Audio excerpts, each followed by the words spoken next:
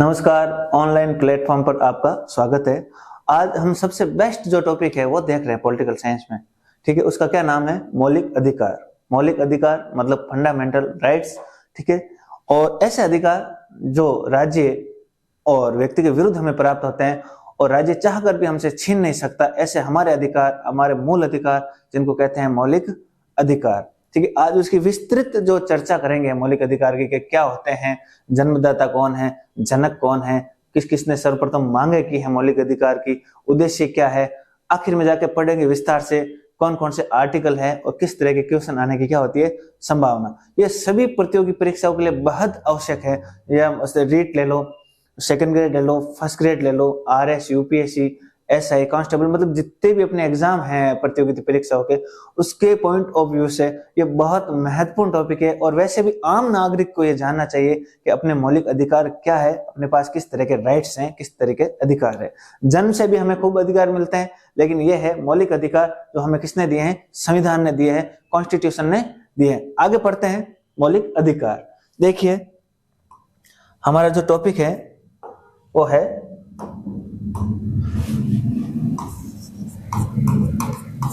मौलिक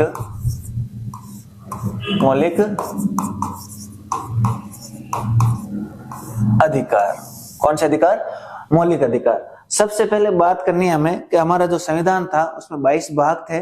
ठीक है, खूब सारे अनुच्छेद थे। उसमें कौन सा जो भाग था उसमें मौलिक अधिकारों को उल्लेखित किया गया है? सबसे आसान है, सभी को पता है। यहां पे लिख सकते हैं हम कि भाग 3 में अनुच्छेद कहां से कहां तक है? इसमें अनुच्छेद है 12 से लेके 35 तक के संविधान के भाग 3 में मौलिक अधिकारों का उल्लेख है। और आर्टिकल 12 से लेके 35 तक ये सारे किससे संबंधित हैं? मौलिक अधिकारों से, फंडामेंटल राइट्स से। अब इसमें हमें पढ़ना क्या क्या है, हमें क्या क्या या किस किस टॉपिक के बारे में चर्चा करनी है, ये महत्वपूर्ण है। सबसे पहले तो हम ये देखेंगे कि मौलिक अधिकार क्या है, मौलिक अधिकार के जन्मदाता कौन है, फिर देखेंगे मौलिक अधिकार के जनक कौन है, फिर हम बात करेंगे कि क्या मौलिक अधिकारों की मांग हुई, यदि मांग हुई तो किस किसने सर्वप्रथम से लेकर अब तक की है और किसके आधार पर मौलिक अधिकार संविधान में डाले गए, ये बात की। फिर हम कह सकते हैं कि इनका उद्देश्य तो कुछ ना कुछ होगा। जब मौलिक अधिकारों को संविधान में डालने की मांग की जा रही है, इसका मतलब उद्देश्य होगा बड़े लेवल पे, तभी तो उनकी मांग की जा रही है। और लास्ट में हम क्या पढ़ेंगे? इससे संबंधित अनुच्छेद जो ऊपर हमने लिखा है 12 से 35 के मध्य। यहां तक ये लगभग हम बात करने की क्या करेंगे, कोशिश करेंगे, और एकदम कंसेप्ट से करेंगे, शुरू से करेंगे। देखिए, सबसे पहले नंबर 1 क्या है, नंबर 2 जन्मदाता, नंबर 3 जनक, नंबर 4 मांग, नंबर 5 उद्देश्य, और नंबर 6 की हम बात करेंगे अनुच्छेद में। ठीक है, तो नंबर पहला हम लेते हैं यहाँ पे और हम बात करते हैं कि मौलिक अधिकार क्या है। मौलिक अधिकार क्या है? तो हम लिख सकते हैं मौलिक अधिकार भारतीय संविधान का क्या है? मैग्ना कार्टा है। महत्वपूर्ण लाइन है कि मौलिक अधिकार भारतीय संविधान का क्या है? मैग्ना कार्टा है। दूसरी बात इसमें करें तो एकदम महत्वपूर्ण बात है कि डॉक्टर भीमराव अंबेडकर ने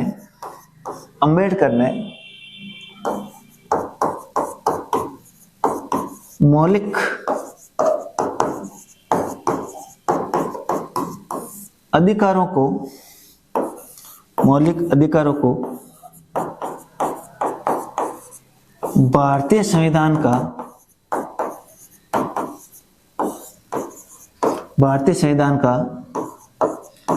सबसे प्रकाशमान हिस्सा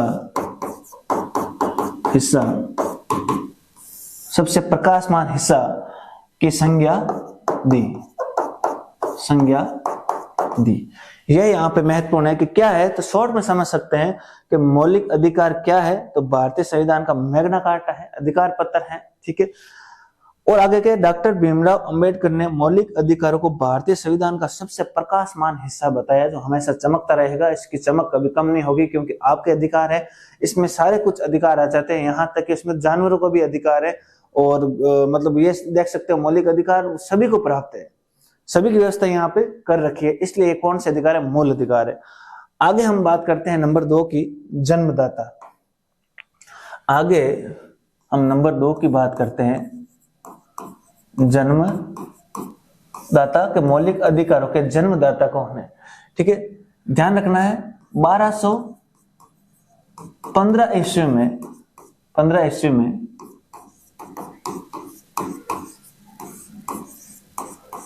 ब्रिटेन के राजा ने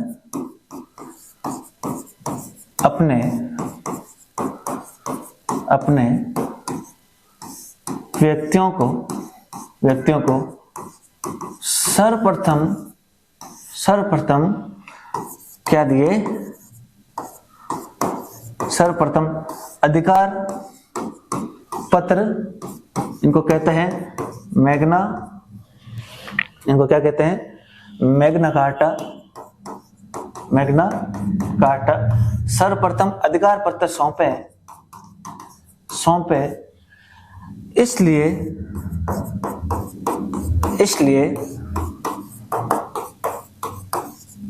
ब्रिटेन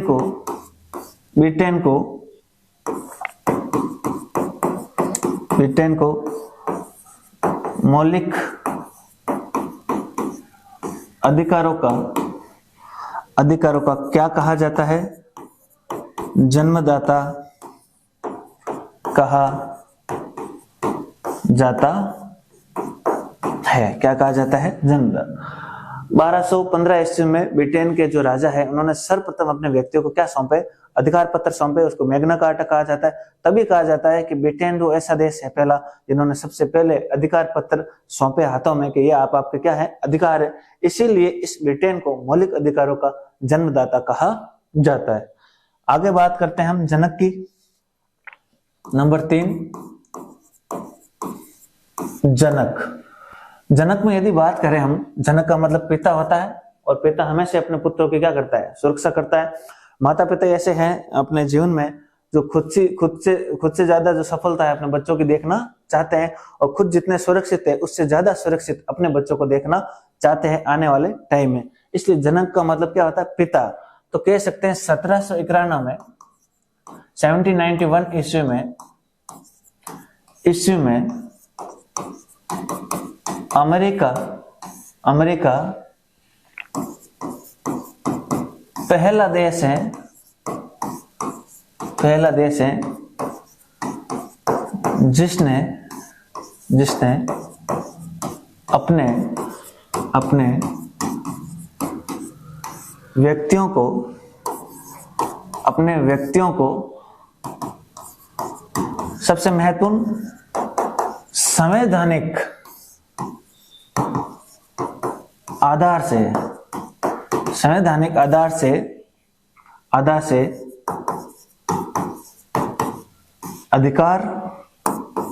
अधिकार दिए।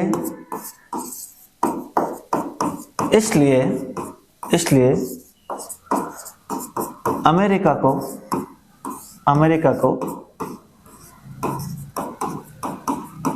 मौलिक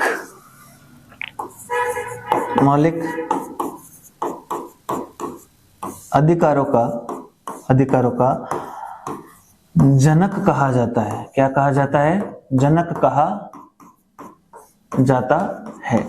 यह हो गया कि मौलिक अधिकार क्या है, जन्मदाता कौन है और जनक कौन है। यहां तक चर्चा हमने कर ली, ठीक है। आगे बात करते हैं, महत्वपूर्ण है, कई बार पूछा जाता है कि मौलिक अधिकारों की जो है वो मांग किसने की। मांग मतलब डिमांड, मौलिक अधिकार मांगे गए थे, ठीक है, जोर जोर से, लेकिन किस तरह से धीरे धीरे मौलिक अधिकार मांगे गए थे और धीरे धीरे आगे बढ़े थे, और किस प्रकार से मौलिक अधिकार भारतीय संविधान में शामिल हो गए, यहाँ पे हमारा जो कंसेप्ट है वो क्लियर हो जाएगा। पहली बात करते हैं, पहला पॉइंट कि 1895 में बाल गंगाधर तिलक ने स्वराज, सभी को पता है स्वराज की बात की थी बाल गंगाधर तिलक ने। तो 1895 में बाल गंगाधर तिलक ने स्वराज के माध्यम से सर्वप्रथम मौखिक रूप से, ठीक है, लिखने की आवश्यकता नहीं, सर्वप्रथम मौखिक रूप से क्या मांगे? मौलिक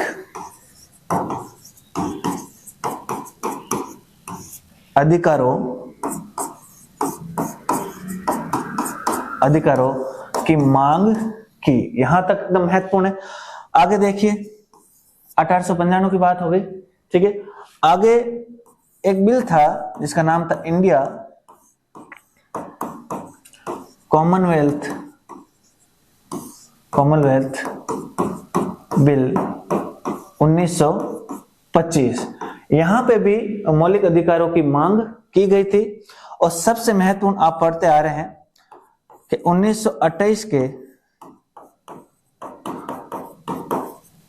1928 के मोतीलाल नेहरू द्वारा नेहरू रिपोर्ट, भारतीय संविधान का ब्लूप्रिंट इसे कहा जाता है। 1928 के मोतीलाल नेहरू द्वारा नेहरू रिपोर्ट में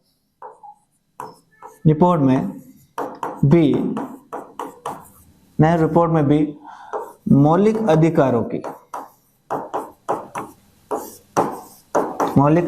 की मांग की, ठीक है। यहां तक है। आगे देखिए, और हमें बस ये फैक्ट याद रखना है, 1937 के कराची अधिवेशन में भी इनकी मांग की गई। अभी तक मांगे हो रही है, ठीक है। 1895 बाल गंगाधर तिलक, 1925 में इंडिया कॉमनवेल्थ बिल में भी मांग हुई। 1928 में नेहरू रिपोर्ट, मोतीलाल नेहरू, जवाहरलाल नेहरू जी के जो पिताजी थे, उन्होंने भी क्या की, मौलिक अधिकारों की मांग की। फिर कराची अधिवेशन हुआ था 1937 में, उसमें भी क्या की, मौलिक अधिकारों की मांग हुई थी, ठीक है। यहां तक हमने देख लिया। अब आगे महत्वपूर्ण जो घटना है वो क्या है, देखिए। एक व्यक्ति थे जिनका नाम था, इसी पॉइंट के रूप में देखते हैं, सर तेज बहादुर सप्रू, ठीक है। सर तेज बहादुर सप्रू ने 1945 में सर्वप्रथम ये अनुशंसा की कि मौलिक अधिकार संविधान में शामिल होने चाहिए। किसने की ये अनुशंसा? ये अनुशंसा की सर तेज बहादुर सप्रू ने। सर तेज बहादुर ने मौलिक अधिकारों का भारतीय संविधान में शामिल होने की अनुशंसा की। अनुशंसा इन्होंने कर दी। फिर उसके बाद में क्या महत्वपूर्ण घटना हुई, क्योंकि कैबिनेट मिशन, उसके बाद में कैबिनेट मिशन ने यह तय कर लिया कि कुछ समितियों का गठन किया जाएगा और इनकी बात, जो सर तेज बहादुर सप्रू की जो बात है, उनको अमल में लाया जाएगा। तो अमल में लाने के लिए कैबिनेट मिशन ने 2 समितियों का गठन किया। कितनी समितियों का? 2 समितियों का।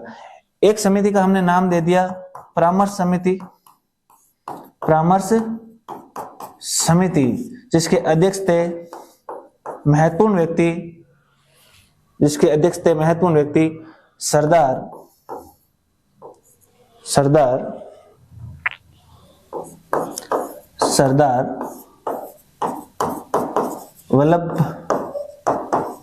भाई पटेल। पूछा जा सकता है परामर्श समिति के अध्यक्ष कौन थे? सरदार वल्लभ भाई पटेल। यहां पे एक उप समिति का भी गठन किया गया इसकी सहायता के लिए, ठीक है। इसके जो अध्यक्ष थे, ये भी पूछे गए कई बार एग्जाम में, याद रखना है। इसके जो अध्यक्ष थे उनका नाम था जेबी कृपलानी। हालांकि साथ में सदस्य भी थे, उप समिति में खूब सारे सदस्य भी थे, इनके साथ भी परामर्श समिति में क्या थे? सदस्य थे। लेकिन यह महत्वपूर्ण है कि परामर्श समिति और उप समिति गठन किसके कारण हुई? कैबिनेट मिशन के कहने पे। कैबिनेट मिशन ने किसकी अनुशंसा मानी? सर तेज बहादुर सप्रू। 1945 में उन्होंने अनुशंसा की कि भारतीय जो मूल अधिकार है वो भारतीय संविधान में शामिल होने चाहिए। अब क्या होगा? अब यह होगा कि परामर्श समिति और उप समिति की अनुशंसा या सिफारिश मानते हुए या इनकी सिफारिश पर मौलिक अधिकार भारतीय संविधान में क्या हुए? शामिल हुए। भारतीय संविधान में शामिल हुए, ठीक है। यहां तक बात खत्म करनी थी, इस बीच में लिख दिया कि परामर्श समिति और उप समिति की सिफारिश पर मौलिक अधिकारों को भारतीय संविधान में डाला गया। यदि आपको कोई पूछे कि किस व्यक्ति ने सर्वप्रथम मौलिक अधिकारों को भारतीय संविधान में डालने की अनुशंसा की, तो नाम है सर तेज बहादुर सप्रू, ठीक है, 1945 में। तो इसकी अनुशंसा का जिम्मा किसने उठाया? कैबिनेट मिशन ने। तो कैबिनेट मिशन ने क्या किया? कैबिनेट मिशन ने दो समितियों का गठन किया। एक का नाम था परामर्श समिति जिसके अध्यक्ष थे सरदार वल्लभ भाई पटेल, एक का नाम था उप समिति जिसके अध्यक्ष थे जेबी कृपलानी। दोनों समितियों की सिफारिश को मानते हुए भारतीय संविधान में मौलिक अधिकारों को जगह दी गई। अब क्या है? अब है उद्देश्य। अब क्या है उद्देश्य? नंबर 5 पे उद्देश्य क्या है कि मौलिक अधिकारों का उद्देश्य क्या हो सकता है? मौलिक अधिकार अपरिहार्य हैं किसी व्यक्ति के लिए, बहुत जरूरी है, जो उसके पूरे समग्र विकास को बढ़ा दे। समग्र विकास का मतलब उसका राजनीतिक विकास हो, उसका आर्थिक विकास हो, उसका आध्यात्मिक विकास हो, उसका सामाजिक विकास हो और उसका शैक्षणिक विकास हो। जो जितने भी उसके समग्र विकास, चारों चहुमुखी विकास जो होने चाहिए, वो कौन बढ़ाता है? अधिकार। यदि व्यक्तियों के पास अधिकार नहीं है तो चाहकर भी कुछ नहीं कर सकते। इसलिए कहा गया उद्देश्य में कि ये अपरिहार्य है। क्या है? मौलिक अधिकार अपरिहार्य है जो किसी व्यक्ति के समग्र विकास, किसी व्यक्ति के समग्र विकास को बढ़ावा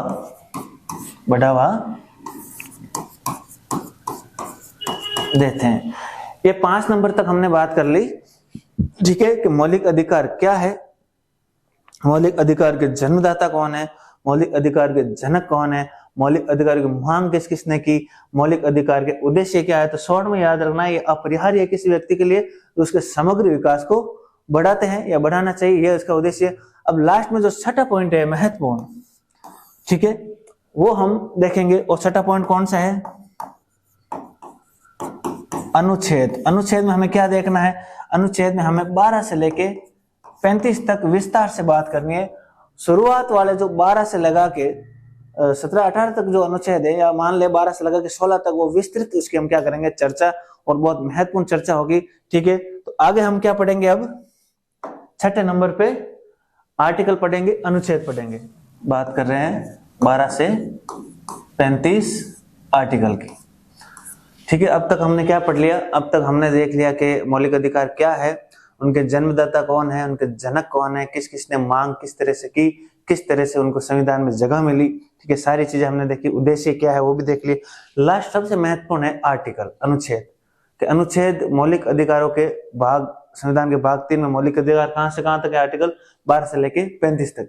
इनको भी हम थोड़ा सा बांट लेते हैं सुविधा के अनुसार, ताकि हमें पता रहेगा कि महत्वपूर्ण आर्टिकल कौन से हैं, सामान्य आर्टिकल कौन से हैं, भारतीय नागरिकों के लिए आर्टिकल कौन से हैं मौलिक अधिकारों में, फंडामेंटल राइट्स में।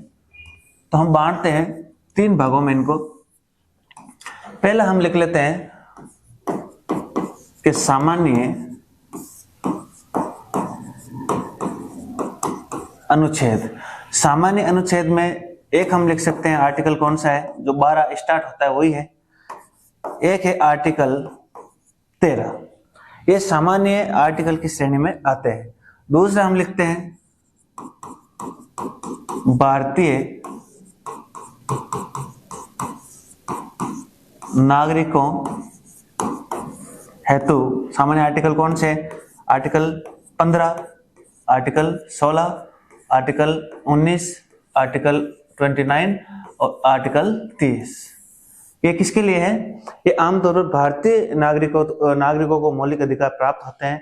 तो ये भी साधारणतः कई बार क्वेश्चन पूछ लिया जाता है कि भारतीय नागरिकों को प्राप्त होने वाले मौलिक अधिकार कौन से हैं? तो 15, 16, 19, 29 और 30।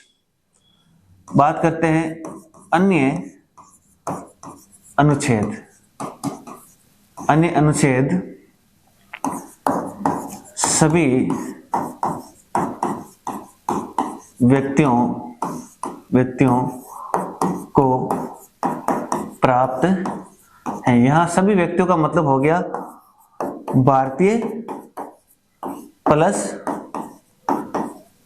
विदेशी। आगे चर्चा करेंगे, ठीक है। भारतीय प्लस विदेशी। तो हमने आर्टिकल को भी 3 भागों में बांट लिया कि आर्टिकल 12 और 13 सामान्य अनुच्छेद की श्रेणी में आएंगे। भारतीय नागरिकों हेतु कौन से? 15, 16, 19, 29 और 30। और अन्य अनुच्छेद सभी व्यक्तियों को प्राप्त हैं, जैसे भारतीय और विदेशी। आगे बढ़ते हैं सरले लेके। आगे देखिए, हम बात करते हैं पहला आर्टिकल जो हमने कहा था कि सामान्य अनुच्छेद, आर्टिकल 12 एकदम महत्वपूर्ण है, ध्यान देना है। आर्टिकल 12 इसलिए भी महत्वपूर्ण है कि आर्टिकल 12 का लिंक और कहां है वो भी हमें साथ में देखना है। ये कंसेप्ट है जो अपनी तैयारी को क्या बनाता है, औरों से बेहतर बनाता है। तो हम इसमें लिख सकते हैं, इसमें राज्य को परिभाषित किया गया है। देखिए, बहुत महत्वपूर्ण टर्म्स है राज्य, स्टेट। यहाँ स्टेट और राज्य का मतलब वो नहीं है कि बिहार राज्य, राजस्थान राज्य की बात कर रहे हैं या कैसे यूपी राज्य की बात कर रहे हैं। यहाँ राज्य का मतलब है कि कोई लोकतांत्रिक राज्य और वो राज्य मतलब जो अपने अंदर क्या चलाता है, सरकार। तो हम साइड में थोड़ा सा मैं आपको बता सकता हूँ इसमें कि किसी भी लोकतांत्रिक राज्य या राष्ट्र होने के लिए क्या क्या जरूरी है? एक तो जनसंख्या जरूरी है। क्या जरूरी है? जनसंख्या। एक भूभाग जरूरी है, ठीक है। एक उसको चलाने के लिए क्या जरूरी है? सरकार। और तीनों के बाद सबसे महत्वपूर्ण जो है चौथा पॉइंट, वो है संप्रभुता। क्या है? संप्रभुता, ठीक है। तो ये हम कह सकते हैं कि राज्य का मतलब क्या है? जहां लोकतांत्रिक राज्य, राष्ट्र का मतलब कहां? जहां जनसंख्या हो, जहां भूभाग हो, जहां सरकार हो। लेकिन सबसे महत्वपूर्ण चौथा पॉइंट है संप्रभुता। संप्रभुता का मतलब वह राज्य आंतरिक मामलों में क्या है? सर्वोच्च है, और बाह्य मामलों में क्या है? स्वतंत्र है। मतलब आंतरिक मामले में सर्वोच्च, मतलब आंतरिक मामले देश में जो कौन निपटारा करेगा? संबंधित राज्य। बाहरी राज्यों से हमें संधि करनी है या नहीं करनी है, वो भी कौन देखेगा? राज्य। ऐसे राज्य को क्या राज्य कहा जाता है? संप्रभु राज्य, संप्रभुता कहा जाता है। तो लोकतांत्रिक राज्य राष्ट्र होने के लिए 4 महत्वपूर्ण चीजें जरूरी है: जनसंख्या, भूभाग, सरकार और संप्रभुता। तो यहाँ हम बात कर रहे हैं, इसमें राज्य को परिभाषित किया गया है। राज्य का मतलब मैं बता सकता हूं क्या है इसमें। राज्य का अर्थ क्या है? इसमें राज्य का अर्थ है केंद्र सरकार या संसद, ठीक है। ऊपरी लेवल पे काम हो गया। दूसरा क्या है महत्वपूर्ण? राज्य का मतलब राज्य सरकार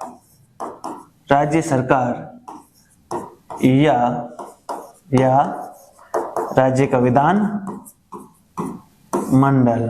तीसरा क्या है महत्वपूर्ण? स्थानीय निकाय या प्राधिकारी, स्थानीय निकाय या प्राधिकारी। आप समझ सकते हो कि इस राज्य की परिभाषा में क्या क्या शामिल है। इस राज्य में केंद्र सरकार और संसद शामिल है। इस राज्य की परिभाषा में राज्य सरकार या विधानमंडल शामिल है। इस राज्य में स्थानीय निकाय या प्राधिकारी शामिल है। हमारे चैनल पे हमने स्थानीय निकाय पूरा पढ़ा है, लोकल सेल्फ गवर्नमेंट, ठीक है। तो इसका मतलब राज्य की परिभाषा में सारा आते हैं, ये सारी चीजें आते हैं, और इन्हीं के अंदर कोई ना कोई या तो कंपनी हो या निगम हो, ये सारी संस्थाएं क्या करती है, काम करती है। इसका मतलब प्रत्येक चीज जो हमारे हिंदुस्तान में वर्क कर रही है, कार्य कर रही है, किसके अंतर्गत आ रही है, राज्य के। इसका मतलब राज्य से बड़ा कुछ नहीं है। और ये परिभाषित कहाँ किया है, आर्टिकल 12 में। ये सबसे महत्वपूर्ण फैक्ट है, ठीक है। अब इसमें और हमें ध्यान क्या रखना है, थोड़ा और इसमें ये ध्यान रखना है, नोट लगा के कि अनुच्छेद 36 में भी राज्य को परिभाषित किया गया है।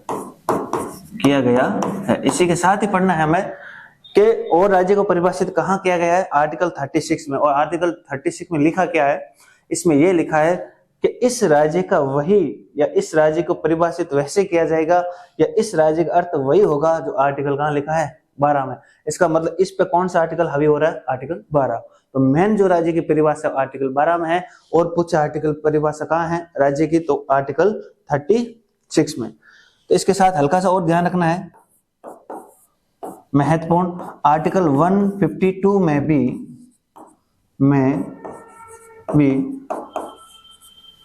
भी राज्य को उल्लेखित किया गया है। तो विशेष तौर से अगर राज्य की बात आई तो पूरे याद कर लिया हमने कि राज्य की परिभाषा और राज्य किसे कहते हैं, राज्य के अंतर्गत क्या क्या है।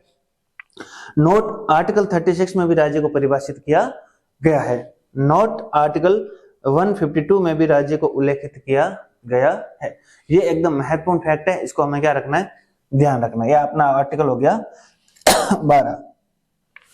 अब देखिए अनुच्छेद 13। आर्टिकल 12 सामान्य अनुच्छेद की श्रेणी में था, आर्टिकल 13 भी सामान्य अनुच्छेद की क्या है, श्रेणी में है।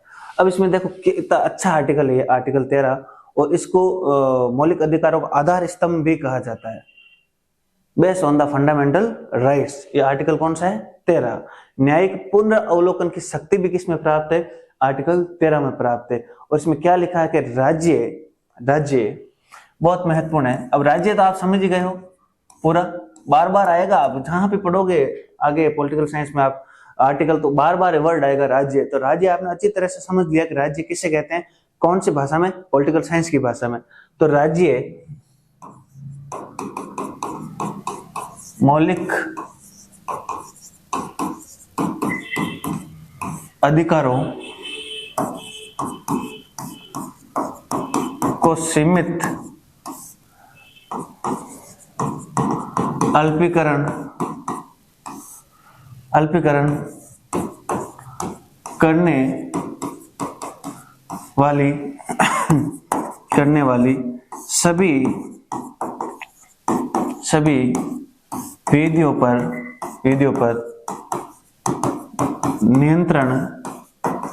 नियंत्रण स्थापित करेगा। कितनी देखो महत्वपूर्ण बात है कि राज्य ऐसी कोई विधि है जो मौलिक अधिकारों को क्या करती है, कम करती है, उसका अल्पीकरण करती है, नियंत्रण करती है।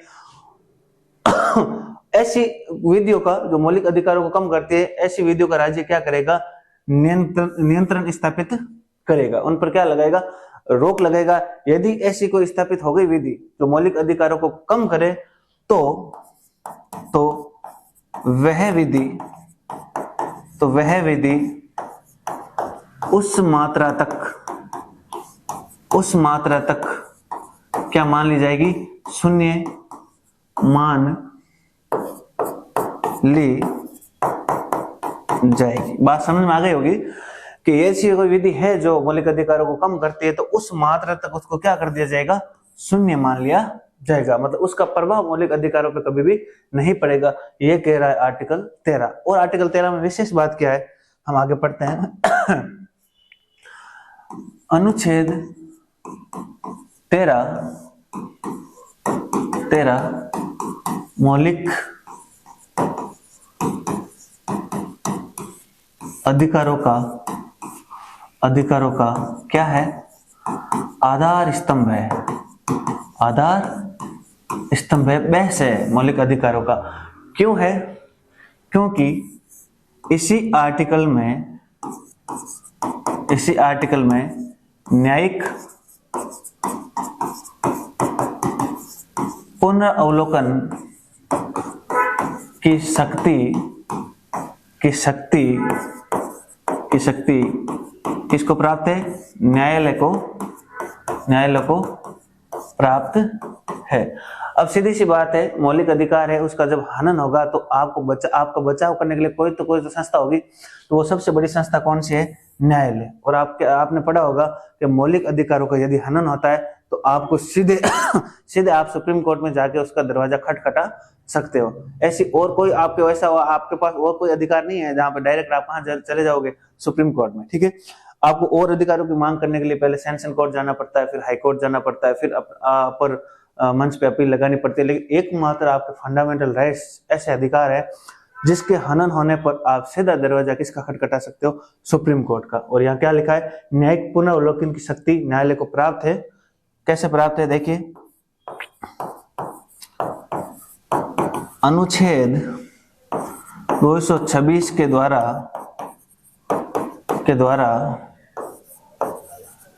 उच्च न्यायालय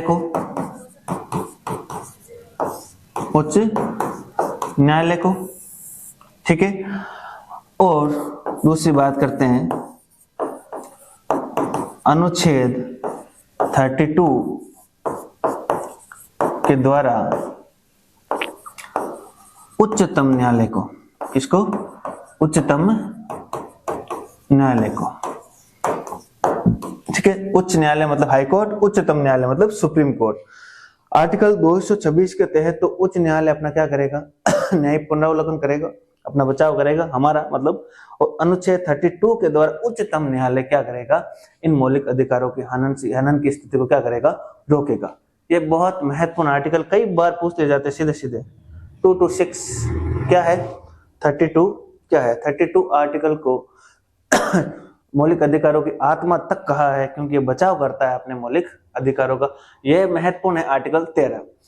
अब आपने पढ़ा होगा कि आर्टिकल 13 के अंदर ही मतलब कुछ सिद्धांत है। क्या है, सिद्धांत, प्रिंसिपल्स हैं आर्टिकल 13 के अंदर, ठीक है। सिद्धांत है, क्या है, जैसे आपने नाम पढ़ा होगा, भावी परिवर्तन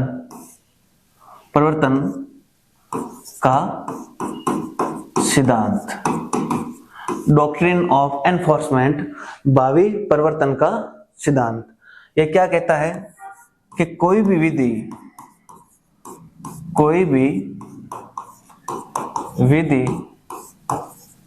का प्रभाव भावी नहीं है, इसका प्रभाव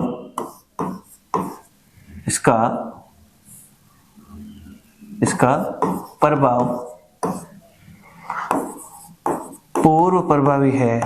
क्या है, पूर्व प्रभावी है। इसका मतलब सीधा सा है, सिद्धांत में पहला सिद्धांत क्या है, भावी परिवर्तन का सिद्धांत, ठीक है। डॉक्ट्रिन ऑफ एनफोर्समेंट इसको कहा जाता है। कोई भी विधि का प्रभाव, तो ऐसी कोई विधि है मान लीजिए कि स्वतंत्रता से पहले कोई विधि बनी है, उनके आधार पे आप व्यक्ति को अभी दंडित नहीं कर सकते। यदि किसी व्यक्ति को दंडित करना है तो उससे पहले विधि एक बनानी पड़ेगी, विधि बना के आप उसको क्या कर सकते हो, दंडित कर सकते हो। तो ऐसी कोई पूर्व की विधि जो है स्वतंत्रता के पहले की, वो अभी जो संविधान बना है उसके बाद में वो लागू नहीं होती। यह कहता है भावी परिवर्तन का सिद्धांत, नंबर 1। नंबर 2 है पृथक्करण का सिद्धांत। नंबर 2 क्या है? पृथक्करण का सिद्धांत। डॉक्ट्रिन ऑफ सेवरलेबिलिटी, ठीक है, डॉक्ट्रिन ऑफ सेवरलेबिलिटी कहते हैं इसको, पृथक्करण का सिद्धांत। पृथक्करण का मतलब हो गया, समझ सकते हो, पृथक मतलब अलग अलग करना। ऐसी कोई विधि जो मौलिक अधिकारों का क्या करती है? हनन करती है या मौलिक अधिकारों पर प्रभाव डालती है, ऐसी विधि को पृथक कर दिया जाएगा। वही विधि मानी जाएगी जो वही विधि सही मानी जाएगी जो मौलिक अधिकारों को सीमित नहीं करती है, उनका अल्पीकरण नहीं करती है। यह सिद्धांत कहता है कौन सा? पृथक्करण का सिद्धांत।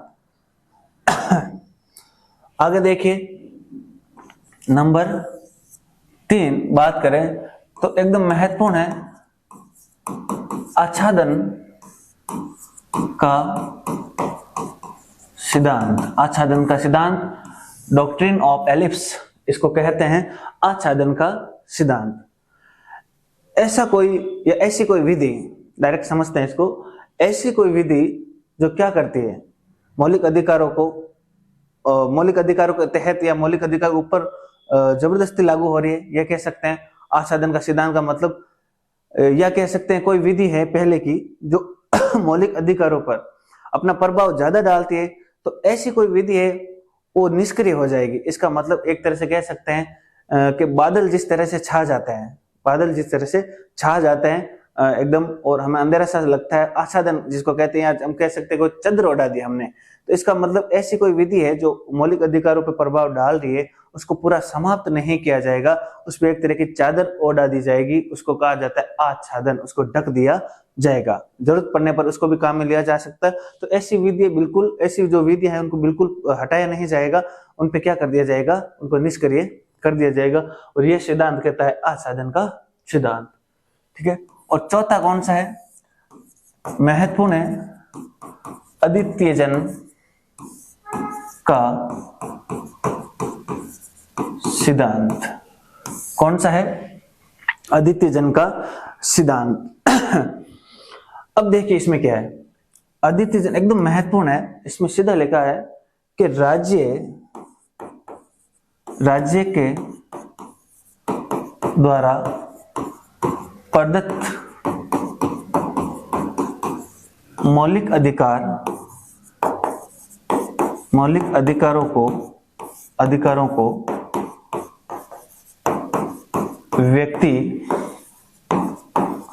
अपनी इच्छा से नहीं त्याग सकता। देखिए कितनी अच्छी बात है, मतलब आप चाह कर भी मौलिक अधिकारों को त्याग नहीं सकते हो। आपको मौलिक अधिकार दिए हैं किसने? संविधान ने। और कर्तव्य किसको सौंपा है? राज्य को। और राज्य को इतना कर्तव्य सौंपा है कि आपको मौलिक अधिकारों की रक्षा करनी पड़ेगी, लोगों के मौलिक अधिकारों की रक्षा करनी पड़ेगी। चाह कर भी आप अपने मौलिक अधिकारों को त्याग नहीं सकते हो। यह सिद्धांत कहता है अद्वितीय जन का सिद्धांत। इतना महत्वपूर्ण है। देखिए, चाहकर भी आप अपने अधिकारों को क्या नहीं कर सकते हो? त्याग नहीं सकते हो। इसका मतलब आपने कहीं देखा होगा फांसी लगाना या मृत्यु मांगना सरकार से, कभी भी आपको इसके ऊपर कभी भी राज्य सहमति नहीं देगा, क्योंकि ये आपका अधिकार नहीं है। जीना आपका मौलिक अधिकार है, बात करना आपका मौलिक अधिकार है, स्वतंत्रता पूर्वक सांस लेना आपका क्या है? मौलिक अधिकार है। इसका मतलब यदि आप ऐसा काम करते हो तो राज्य आपको करने नहीं देगा। ये आपका क्या है? Fundamental rights. अभी तक हमने सिद्धांत देखे 4, और 4 एकदम महत्वपूर्ण सिद्धांत है। पहला कौन सा? पहला हमने देखा भावी परिवर्तन का सिद्धांत, दूसरा हमने देखा पृथक्करण का सिद्धांत, तीसरा हमने देखा आच्छादन का सिद्धांत, और चौथा हमने देखा अद्वितीय जन का सिद्धांत। अद्वितीय जन का मतलब होगा कि आप चाह कर भी अपने अधिकारों को त्याग नहीं सकते हो, नहीं आपको राज्य ये अधिकार त्यागने देगा। ये मौलिक अधिकार इसी को कहते हैं। इसीलिए तो ये मौलिक अधिकार व्यक्ति और राज्य दोनों के विरुद्ध आपको प्राप्त होते हैं। ठीक है, यहां तक आपने पढ़ लिया। अब फिर प्रॉपर स्टार्ट करेंगे आर्टिकल 14 से। आगे हम स्टार्ट करते हैं आर्टिकल 14 से। सामान्य अनुच्छेद अपने क्या हो गए? खत्म हो गए। ठीक है, ठीक है। आगे हम क्या पढ़ रहे हैं? देखें, आगे हम बात करें आर्टिकल 14 से लेके आर्टिकल 32 तक। ठीक है, हमने अभी तक 2 आर्टिकल देख लिए विस्तार से, आर्टिकल 12 और आर्टिकल 13। अब ध्यान रखना, मूल संविधान में 7 मौलिक अधिकार थे। वर्तमान में 6 मौलिक अधिकार है। मूल संविधान में 7 मौलिक अधिकार थे और वर्तमान में 6 मौलिक अधिकार है। तो हुआ क्या था, पहले संपत्ति का अधिकार एक मूल अधिकार हुआ करता था, उसके बारे में विस्तृत चर्चा कोई अलग अध्याय में करेंगे, बहुत बड़ा टॉपिक है वो भी। तो ध्यान रखना है 44वें संविधान संशोधन 1978 में संपत्ति के अधिकार को हटा दिया गया, मतलब संपत्ति के मौलिक अधिकार को हटा दिया गया तथा अब इसे अनुच्छेद 300 के तहत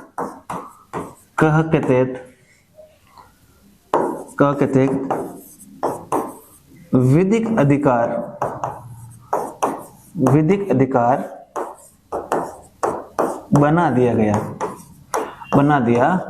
देखिए एकदम बात क्या है कि संपत्ति के अधिकार को, अगर मौलिक अधिकार हम शॉर्ट में हल्का सा देख लेते हैं कि संपत्ति के अधिकार को यदि हम मौलिक अधिकार मांगेंगे तो हम मांग कर लेंगे, ये भी संपत्ति अपनी है, ये भी संपत्ति अपनी है। आपको पता है राज्य को जब अपने विकास और संरचना के लिए यदि भूमि चाहिए तो हंसते हंसते हमसे ले सकता है। तो पहले जब मौलिक अधिकार में था संपत्ति का अधिकार, तो लोग अपनी जमीन देते नहीं थे, कहाँ चले जाते थे, सीधा उठ के सुप्रीम कोर्ट। और सुप्रीम कोर्ट को पता है कि मौलिक अधिकारों के तहत था संपत्ति का अधिकार, इसलिए सुप्रीम कोर्ट जब भी फैसला देता था किसके पक्ष में देता था, लोगों के पक्ष में। तो सरकार की जो व्यवस्थाएं थी, सरकार की जो विकासात्मक गतिविधियां थी, उनमें कहीं ना कहीं क्या आ रही थी, बाधा आ रही थी। इसलिए इस अधिकार को क्या कर दिया, हटा दिया। अब ये क्या अधिकार बन गया, 300 के तहत अभी विधिक अधिकार बन गया। इसका मतलब अब आप सुप्रीम कोर्ट नहीं जा सकते हो सकता है आप अपनी मांग कर सकते हो, लेकिन राज्य देने के लिए बाध्य नहीं है, सीधी सी बात है। तो अब हमारे पास कितने मौलिक अधिकार बचे हैं, 6 मौलिक अधिकार अब हमारे पास बचे हैं। वो कौन कौन से, वो हमें देखना है। देखिए नंबर 1 स्वतंत्रता,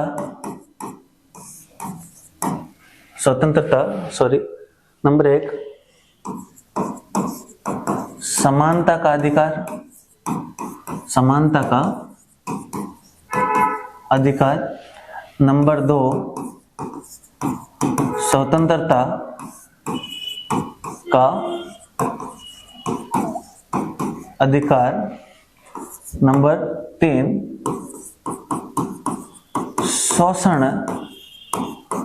के विरुद्ध अधिकार, ठीक है। नंबर 4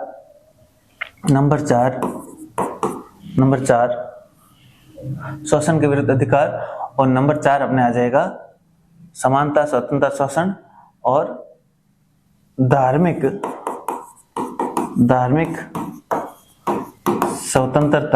स्वतंत्रता का अधिकार, ठीक है।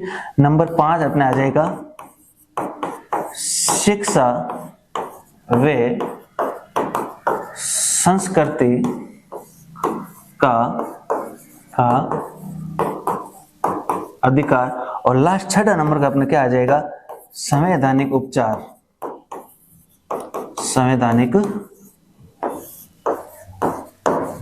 उपचार का क्या हो जाएगा, अधिकार। इसको हम बांट सकते हैं, आर्टिकल 14 से 18 के बीच में ये है, आर्टिकल 19 से 22 के बीच में ये है, आर्टिकल 23 से 24 ये है, आर्टिकल 25 से 28 ये है, 28 के बीच में ये है, ठीक है। और आर्टिकल 29 से 30 के बीच में ये है। 31वां आर्टिकल था संपत्ति का अधिकार, वो हमने हटा दिया। और आर्टिकल कौन सा बचता है फिर इसमें? 32 तक हम बात करेंगे। फिर 33, 34, 35 ये अलग से सैन्य स्थिति से संबंधित वो अधिकार है, वो अलग से हम देखेंगे। ठीक, अब तक हमें देखना, हमें क्या पढ़ना है सबसे महत्वपूर्ण, समानता का अधिकार आर्टिकल 14 से 18। यहाँ पे सारी समानता की बात होगी। स्वतंत्रता मतलब क्या क्या स्वतंत्रता है आप मनुष्य होने के नाते, वो 19 से 22 तक हम बात करेंगे। शोषण के विरुद्ध आपको क्या क्या अधिकार है, जैसे बच्चे हैं, महिलाएं हैं, उनकी बात करेंगे आर्टिकल 23 से 24 के मध्य। धार्मिक स्वतंत्रता का अधिकार, ये मतलब पूजा पाठ अर्चना, ये सारा अभी जो विवादास्पद मामला चल रहा है देश में, उसकी बात करेंगे 25 से लेकर 28 के मध्य। और शिक्षा व संस्कृति का अधिकार 29 और 30 में हम करेंगे। और फिर संवैधानिक उपचार की बात करेंगे आर्टिकल 32 में। अब देखिए सबसे महत्वपूर्ण आर्टिकल मैं अगर मानता हूं तो ये सबसे महत्वपूर्ण आर्टिकल है आर्टिकल 14। एकदम महत्वपूर्ण आर्टिकल है, समझने के लायक इसमें खूब सारी चीजें हैं। इसमें आर्टिकल 14 में क्या लिखा है कि राज्य किसी व्यक्ति, राज्य का अर्थ तो आप समझ गए होंगे, हमने पढ़ लिया। राज्य सभी व्यक्तियों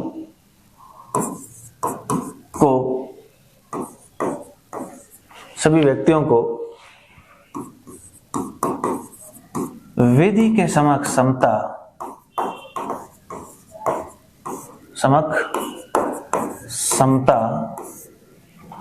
तथा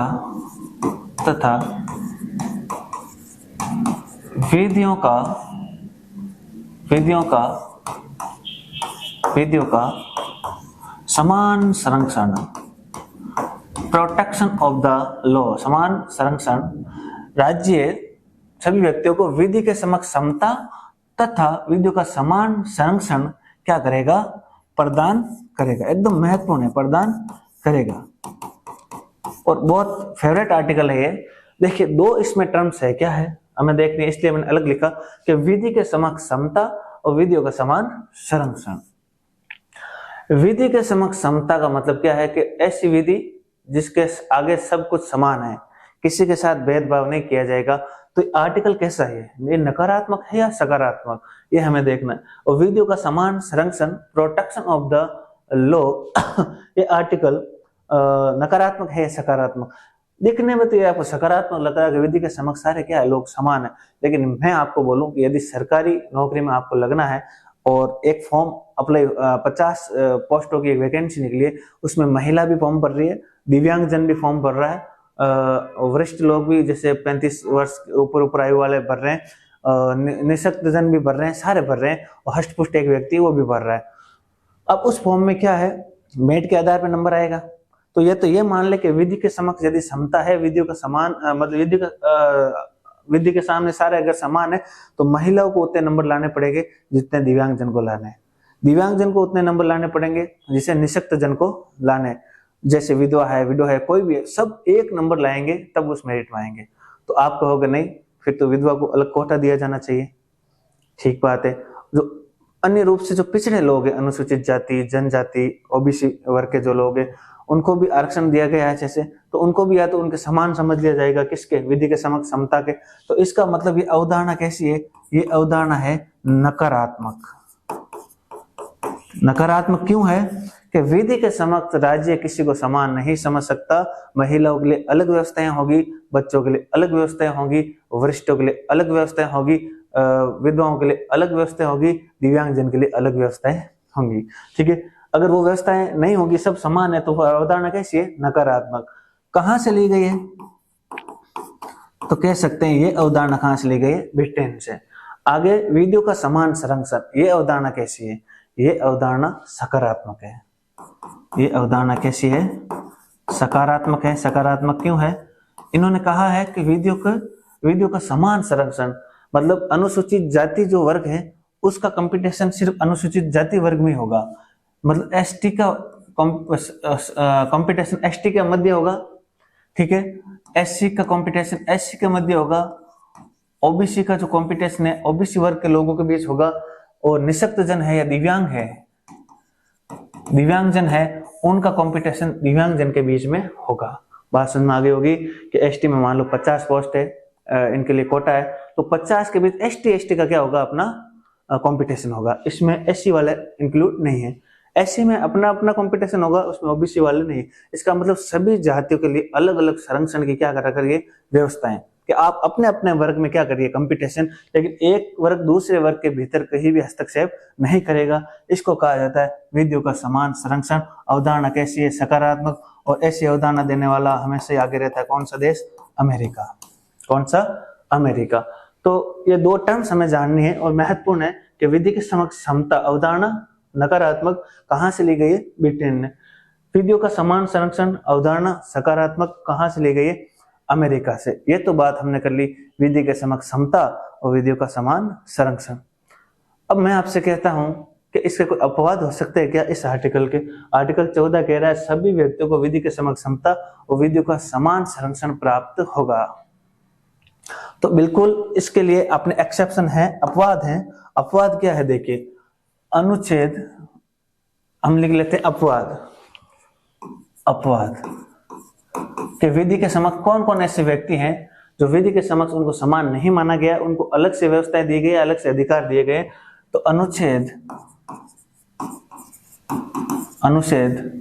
361 क्या कहता है, राष्ट्रपति वे राज्यपाल को पद पर रहते हुए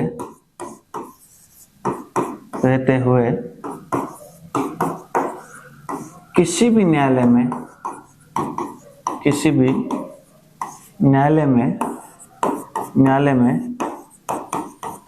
चुनौती नहीं दी जाएगी। किसी भी न्यायालय में चुनौती नहीं दी जाएगी पद पर रहते हुए।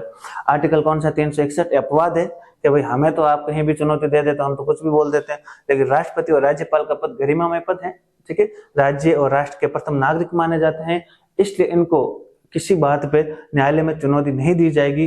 कब, जब ये कहां हो, पद पर। एक अनुच्छेद और है, अनुच्छेद 105। इसमें क्या लिखा है, इसमें लिखा है संसद के सदस्यों की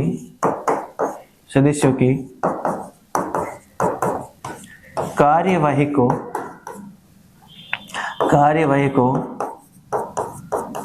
न्यायालय में चुनौती नहीं दी जाएगी। आपको पता है संसद में क्या माहौल चलता है, टेबलें कुर्सी पटकते हैं, फोड़ते हैं, बोल भी देते हैं। अभी तो देखा ही था आपने, संसद में कूद के पड़े 2 व्यक्ति, आंसू गैस के गोले वगैरह, उसमें संसद में उन्होंने ऐसा माहौल बना दिया था। तो ऐसे में अगर कोई मंत्री है जो गाली गलौज कर देता है या कोई अपशब्द या बुरे शब्द का क्या कर देता है, प्रयोग कर देता है, तो इनमें इनको रिलैक्सेशन है कि अनुच्छेद 105 में संसद के सदस्यों की कार्यवाही को न्यायालय में चुनौती नहीं दी जाएगी। या कोई कार्यवाही हो रही है, आपस में डिबेट हो रही है, उनके बीच में कुछ उफान आ जाता है कहीं बार शरीर में किसी चीज को लेके, तो उनको न्यायालय में चुनौती नहीं दी जाएगी। ये भी क्या है, अपवाद है। इसका मतलब विधि के समक्ष ये भी समान नहीं है, ये भी नहीं है। एक आर्टिकल और याद रखना आपको, कौन सा, अनुच्छेद 194। इसमें क्या लिखा है, राज्य विधानमंडल के सदस्यों की कार्यवाही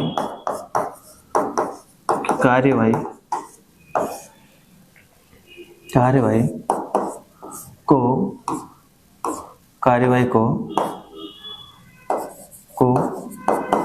किसी न्यायालय में चुनौती नहीं दी जाएगी।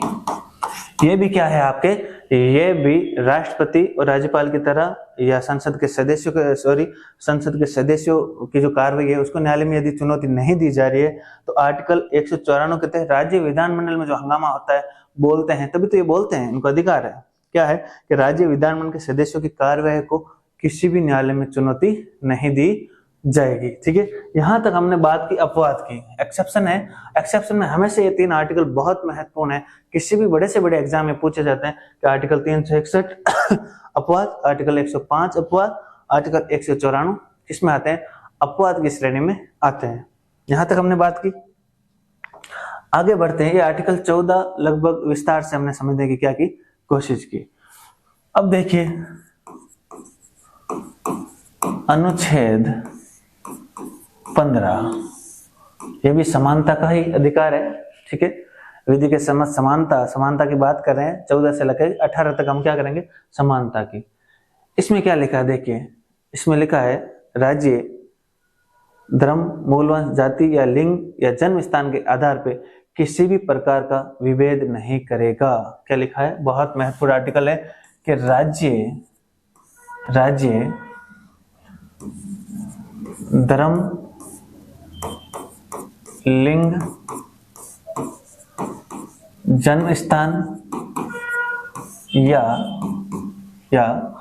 ठीक है, इसको हम एकदम लाइन में भी लिख सकते हैं राज्य, क्योंकि ट्यूशन पूछा गया है, इसको ध्यान रखना कि राज्य धर्म, मूलवंश, लिंग और जन्म स्थान के आधार पर किसी भी प्रकार का विभेद नहीं करेगा। यह बात महत्वपूर्ण है। अब एक क्वेश्चन देखो कैसे पूछा गया, इन चीजों को पूछ लिया गया कि सही क्रम में जमाइए, पहले धर्म, फिर मूलवंश, फिर लिंग, फिर जन्म स्थान, या धर्म, मूलवंश, जाति, लिंग या जन्म स्थान, इस तरह से 4-5 आपके ऑप्शन दे देंगे। तो एक ही लाइन में हमें कई बार पूछ लिया जाता है कि इनको क्रम में जमाइए, आरोही क्रम में या अवरोही क्रम में। तो हमें यह याद रखना है, आर्टिकल 15 में क्या लिखा है कि राज्य धर्म, मूलवंश, जाति, ठीक है, जाति, लिंग या जन्म स्थान के आधार पर किसी भी प्रकार का क्या नहीं करेगा, विभेद नहीं करेगा। लेकिन इसमें भी अपवाद है, प्रत्येक आर्टिकल में अपवाद चलेंगे। हम बढ़ तो रहे हैं समानता का अधिकार, लेकिन प्रत्येक आर्टिकल में क्या चलेंगे, अपवाद चलेंगे। अब यहाँ ये हमने बात की, नंबर 1 पे क्या मिलेगा हमें कि उपरोक्त आधार पर राज्य केवल, देखिए केवल आया है, केवल उपरोक्त आधार पर विभेद नहीं करेगा। ठीक है, दूसरे में क्या है, दूसरे में है कि सार्वजनिक स्थल है, ठीक है, नहीं करेगा। सार्वजनिक स्थल वे सामाजिक स्थल जैसे होटल है, कुआं है,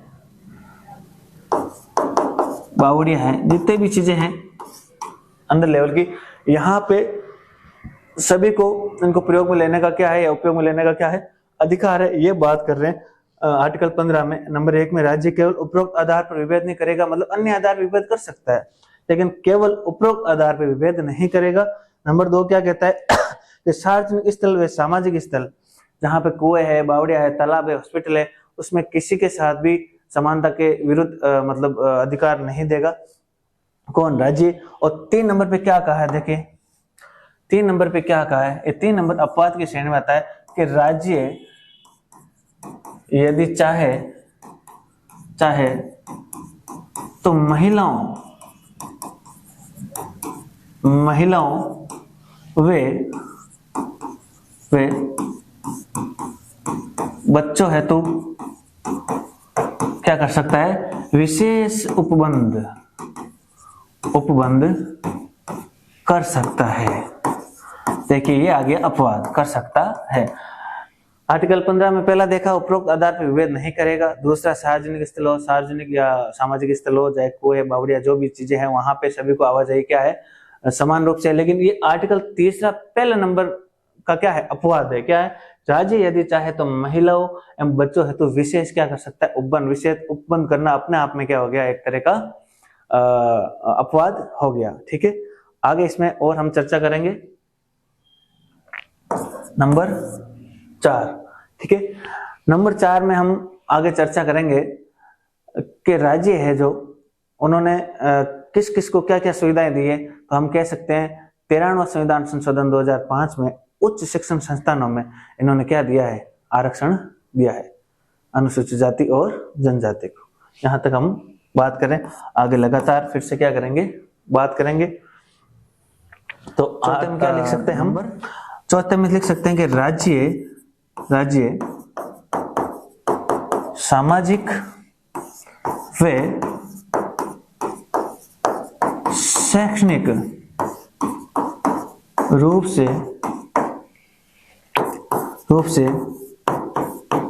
पिछड़े वर्ग तथा अनुसूचित जाति व अनुसूचित जनजाति के उत्थान हेतु उपबंध क्या कर सकता है, उपबंध कर सकता है। ये बात कही है नंबर 4 में। ये भी क्या है, अपवाद है कि राज्य, देखिए टर्म्स क्या है, किस रूप में, सामाजिक और शैक्षणिक रूप से पिछड़ापन। यहाँ पे कहीं पे आर्थिक आधार नहीं लिखा है, यहाँ पे लिखा है सामाजिक व शैक्षणिक रूप से पिछड़ेपन के आधार पर राज्य किसी वर्ग या अनुसूचित जाति या जनजाति के उत्थान है तो क्या कर सकता है, उपबंध कर सकता है। और किया भी, क्या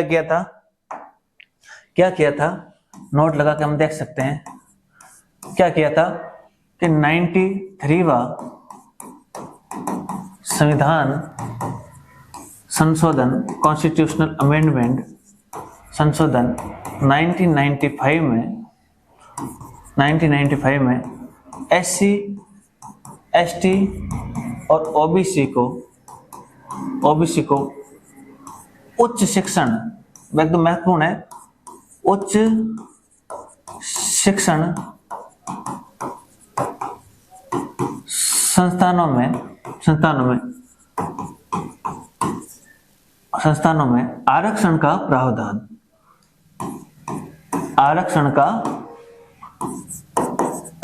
प्रावधान।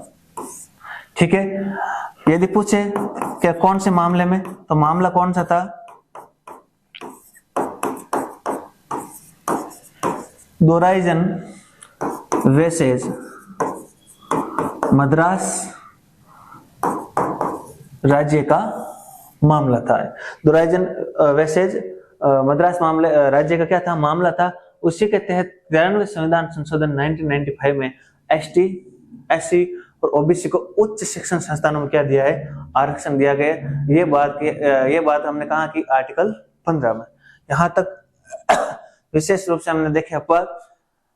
आर्टिकल 15 पढ़ा। आर्टिकल 15 में हमने कहा राज्य धर्म, मूल वंश, जाति, लिंग या जन्म स्थान के आधार पर किसी के साथ भी विभेद नहीं करेगा। नंबर 1 लगा के हमने पढ़ा, उपरोक्त आधार पर, केवल उपरोक्त आधार पर विभेद नहीं किया जाएगा, इसका मतलब अन्य आधार पर विभेद राज्य कर सकता है।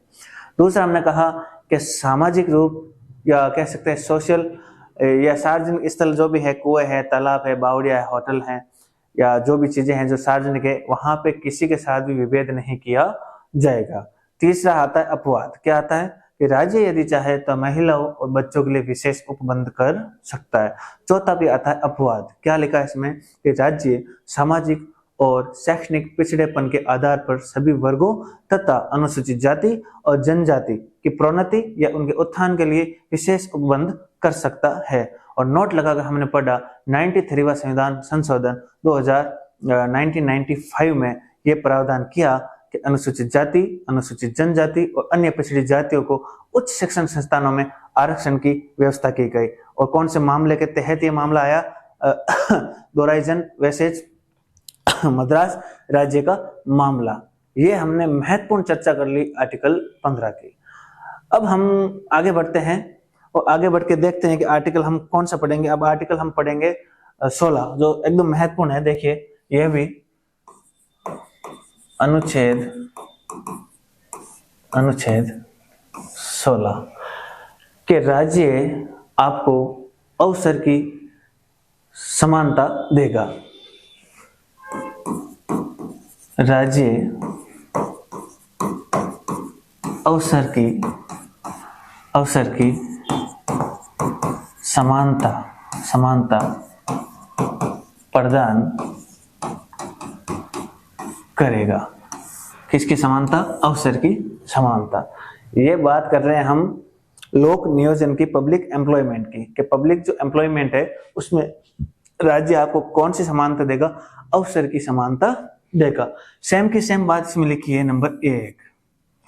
क्या लिखा है? राज्य उपरोक्त आधार पर क्या नहीं करेगा? विभेद नहीं करेगा। राज्य उपरोक्त आधार पर विभेद नहीं करेगा। नंबर 2 यहां पे क्या लिख सकते हैं?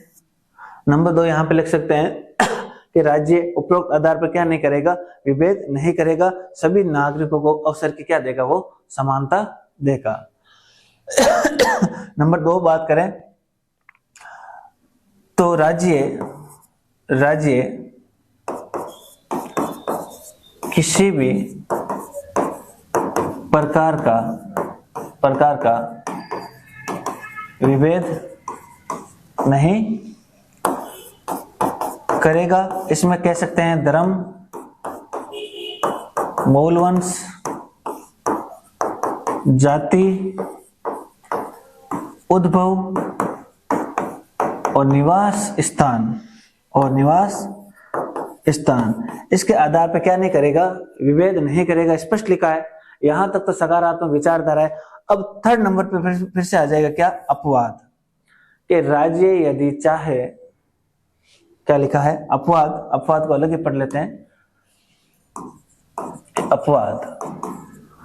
अपवाद 3 नंबर का क्या है?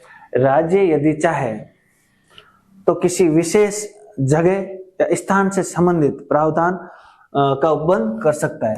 राज्य यदि चाहे तो स्थान विषयक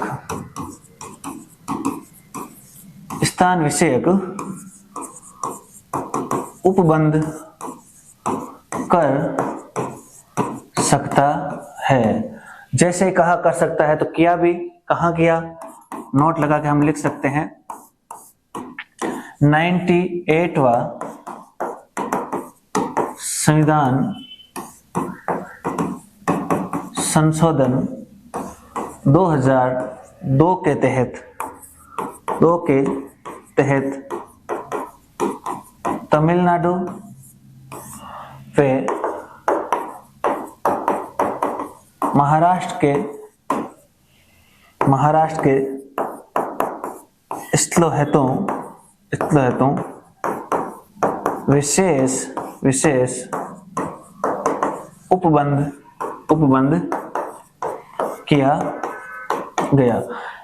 मतलब स्थान कोई विशेष ऐसा स्थान है जो मान ले के क्रिटिकल स्टेज पे है, या मान ले कोई सेंसिटिव जोन है, वहां पे यदि राज्य चाहे तो क्या कर सकता है? उपबंध कर सकता है। अब देखिए सबसे महत्वपूर्ण नंबर 4 क्या है? नंबर 4 क्या है? नंबर 4 है सरकारी सेवाओं में आरक्षण का प्रावधान। तो जब भी पूछे आपको सरकारी सेवा में आरक्षण का प्रावधान क्या है, तो हम कह सकते हैं 16(4). इसमें है 16(4) में उल्लेखित है। 16 कोष्टक 4 में किसका उल्लेख है? सरकारी सेवा में आरक्षण का उल्लेख है। अब आरक्षण की बात करते हैं, विस्तृत चर्चा करते हैं। आरक्षण अब तक वैसे किस किस को मिल गया है? अनुसूचित जाति और जनजाति, ओबीसी को मिला है, और आर्थिक आधार पे जनरल जातियों को भी मिला है। सबसे पहले आरक्षण दिया गया था, नोट लगा के लिखते हैं कि प्रथम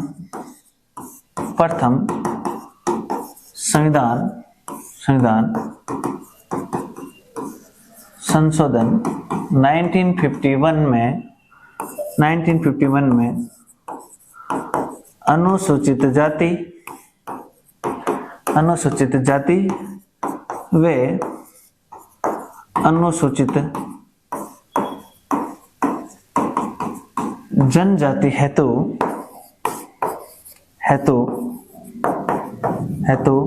रिजर्वेशन आरक्षण की व्यवस्था की गई। सबसे महत्वपूर्ण ध्यान रखना, यह भी पूछा जा सकता है कि जो 1951 में जो सरकार वो काम कर रही थी, कौन सी सरकार थी? तो अंतरिम सरकार थी। संविधान सभा सरकार के रूप में कार्य करती, उसको अंतरिम सरकार कहा जाता था, क्योंकि चुनाव तो अपने 52-53 में हुए थे, ठीक है, 52 के आसपास मायके। तो 1951 में जो संविधान में संशोधन किया तो किसने किया? निर्वाचित सरकार ने तो नहीं किया, तो किसने किया? अंतरिम सरकार ने संविधान में क्या किया? पहला एकमात्र जो संशोधन और अंतरिम सरकार के द्वारा किया गया। ये एकदम महत्वपूर्ण है कि प्रथम संविधान संशोधन 1951 में अनुसूचित जाति व अनुसूचित जनजाति हेतु आरक्षण की व्यवस्था की गई। अब महत्वपूर्ण क्या है, देखिए 1951 से ही मामला स्टार्ट हो गया। अब आपके महत्वपूर्ण है, और एक नोट लगा के लिख सकते हैं कि 77वां संविधान संशोधन 1995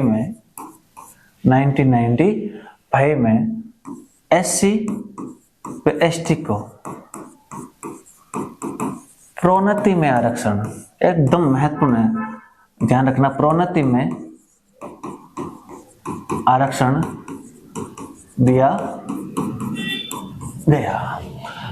77वां संविधान संशोधन प्रोन्नति में जब दो समान व्यक्ति साथ में जॉब लग गए तो जो प्रमोशन होता है उसमें उस व्यक्ति का प्रमोशन पहले होगा जो किस कैटेगरी से है? अनुसूचित जाति और अनुसूचित जनजाति से। और महत्वपूर्ण इसमें क्या है, देखिए अगला नोट लगा के लिखते हैं। अगला नोट 85वां संविधान संशोधन 2001 के तहत SC और ST को, SC अनुसूचित जाति और जनजाति को वरिष्ठता के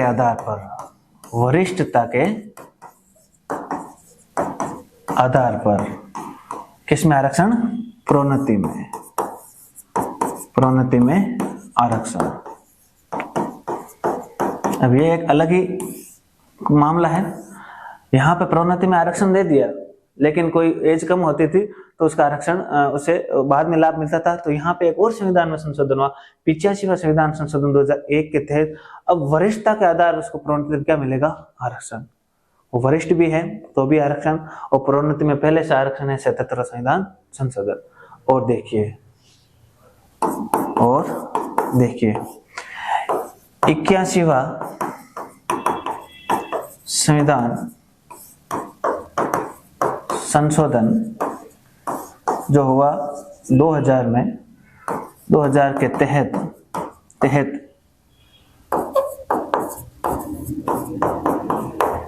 बैकलॉग भर्तियां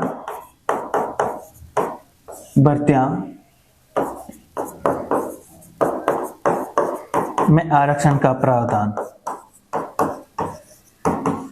समझ गए होंगे, नहीं समझे तो क्या है, 81वां एक और संविधान संशोधन हुआ, उनमें क्या कहा गया कि मान लो अनुसूचित जाति और जनजाति के कोई व्यक्ति हैं, 200 सीटों पे क्या हुआ है, उनको 200 सीटों पे मान लो उनकी सीटें भरी जानी है, 200 सीटों का उनका कोटा है। अब 3 साल मान लो एग्जाम, आप मान सकते हो कि 3 साल एग्जाम कराए गए, 2021, 2022 और 2023। यहाँ मान लो 50 सीटें हैं जो क्या रह गई है? खाली रह गई 2021 में। 22 में भी ST और SC से 50 सीटें क्या रह गई? खाली। और 23 में भी 50 सीटें क्या रह गई? खाली। टोटल सीटें अब कितनी खाली रह गई? 150। अब मान लो कोई भर्ती आई है और जिसपे पद ही कितने हैं? 150। तो इन पूरे के पूरे 150 को उस भर्ती में इन्वॉल्व कर लिया जाएगा।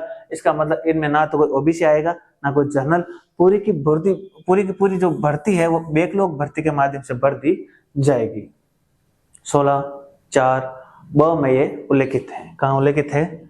आर्टिकल 16(4) या ख कह सकते हैं या ब से बैकलॉग, ठीक है, यहाँ याद रखना है। तो ये प्रावधान भी कर दिया 81वां संविधान संशोधन 2000 के तहत बैकलॉग भर्तियों में आरक्षण का प्रावधान। अब सारी मिलके अगर 150 की पोस्ट है खाली और 150 बैकलॉग भर्तियां खाली है तो पूरी की पूरी बैकलॉग भर्ती में चली जाएगी।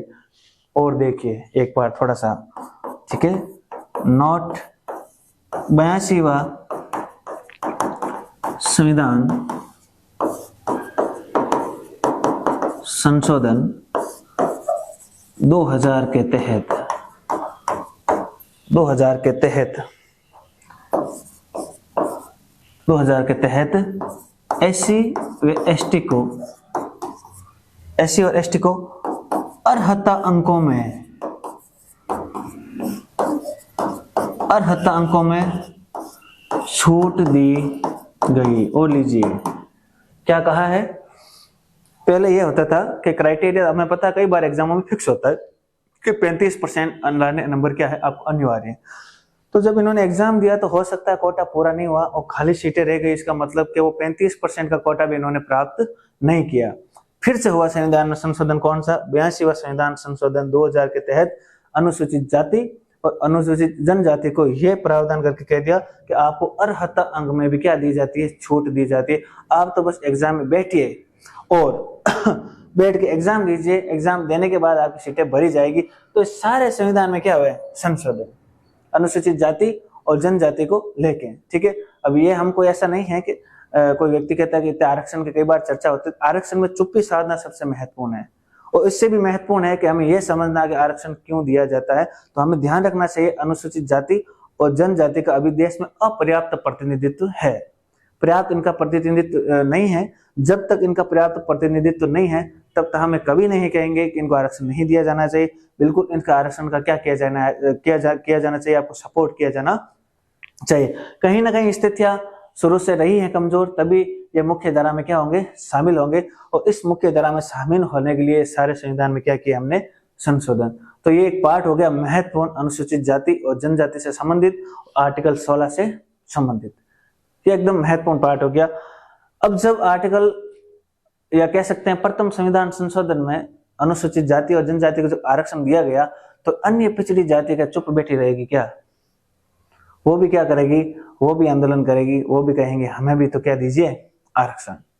तो आर्टिकल 340 के तहत राष्ट्रपति अन्य पिछड़े आयोग या पिछड़े आयोग का क्या करता है? गठन करता है। उसी गठन के तहत प्रथम पिछड़ा आयोग का क्या हुआ? गठन हुआ काका कालेलकर की अध्यक्षता में 1953 में। 1955 में इन्होंने अपनी क्या सौंपी? रिपोर्ट सौंपी। पूरी चर्चा, विस्तृत जो चर्चा है आगे करेंगे। फिर और बनेगा दूसरा पिछड़ा वर्ग आयोग 1979 में, ठीक है। बिंदेश्वरी प्रसाद मंडल उनके क्या रहेंगे? अध्यक्ष रहेंगे। लेकिन उन सिफारिशों को शामिल नहीं किया गया। भारतीय जनता की वहां पे क्या थी? सरकार थी। उसके बाद में कांग्रेस की सरकार आई। 5-7 साल तक किसी भी प्रकार का दूसरे जो पिछड़ा आयोग है उसके गठन पे ध्यान नहीं दिया गया। फिर सरकार आई वीपी सिंह, विश्वनाथ प्रताप सिंह की सरकार, और उन्होंने उठाया 1979 जो मंडल आयोग ने जो सिफारिश दी थी उसको कहा उसको पकड़ के लेके आओ मेरे पास। उनकी सिफारिशें हैं वो हम क्या करेंगे? लागू करेंगे। तो वीपी सिंह सरकार ने, विश्व प्रताप सिंह की सरकार ने 7 अगस्त 1990 को क्या कर दिया? 27% आरक्षण की क्या कर दी? घोषणा कर दी ओबीसी के लिए। 27% की आरक्षण की घोषणा की और उनकी सरकार गिर गई या सरकार चली गई। उसके बाद में फिर सरकार आती है किसकी? उसके बाद में सरकार आती है पीवी नरसिम्हा राव सरकार, जिसके तहत 73वां संविधान संशोधन और 74वां संविधान संशोधन भी हुआ था। तो पीवी नरसिम्हा राव अपने आप में महत्वपूर्ण है। तो पीवी नरसिम्हा राव सरकार ने और जोश आया और क्या कहा? क्योंकि जो बिंदेश्वरी प्रसाद वो सरकार थी अपने वीपी सिंह की, वो थी बीजेपी की, भारतीय जनता पार्टी से थी। उसके बाद में पीवी नरसिम्हा राव की सरकार थी कांग्रेस की। अब कांग्रेस वालों को लगा कि यार उन्होंने आरक्षण दे दिया ओबीसी वालों को, हम तो पीछे रह गए, फिर तो हमारा सपोर्ट कौन करेगा? ओबीसी वालों को पूरा इन्होंने बीजेपी वालों ने घेर लिया। तो पीवी नरसिम्हा राव की सरकार ने 27% आरक्षण को जारी रखते हुए 14% आर्थिक आधार पर जनरल जाति को क्या दे दिया, आरक्षण दे दिया। और आरक्षण देते ही मामला सीधा चला गया कहां पे, सुप्रीम कोर्ट में। और वो मामला कहलाता है इंदिरा साहनी बनाम भारत संघ का मामला 16 नवंबर 1992। ठीक है, और उस 16 नवंबर 1992 में विशेष फैसला देगी कौन, सुप्रीम कोर्ट, कि आपको कहां पे आरक्षण देना है कहां पे नहीं देना है, ये बात करेगी कौन, सुप्रीम कोर्ट। और सुप्रीम कोर्ट ने पहली बात ये कह दी कि आपने जो सामाजिक और पिछड़ेपन के आधार पे ओबीसी को आरक्षण दिया है वो संवैधानिक है, क्योंकि पहले भी सामाजिक और पिछड़ेपन के आधार पे आरक्षण दिया गया था। और दूसरे नंबर पर उन्होंने लिख दिया जो आर्थिक आधार पर जो आपने आरक्षण दिया वो गैर संवैधानिक है। आर्थिक आधार पे आपके आरक्षण की हम क्या करते हैं, आर्थिक आधार पर जो आरक्षण दिया उनकी हम क्या करते हैं, मना करते हैं। नंबर 3 पे क्या कहा इंदिरा साहनी बनाम भारत राज्य में, कहा कि 50% की सीमा को आप पार नहीं कर सकते। आरक्षण की जो सीमा है वो 50% ही होगी, जिसको देना है दे दीजिए, लेकिन 50% की सीमा है वो आरक्षण की आपके पार नहीं होगी, तो पार नहीं होगी।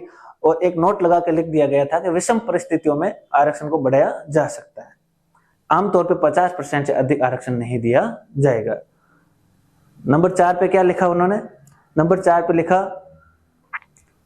कि जो क्रीमी का मामला है, क्रीमी मतलब बेटा अगर जॉब में लगा है तो पिता अगर जॉब में लगा है तो उसके बेटे को क्या नहीं दिया जाएगा, आरक्षण नहीं दिया जाएगा।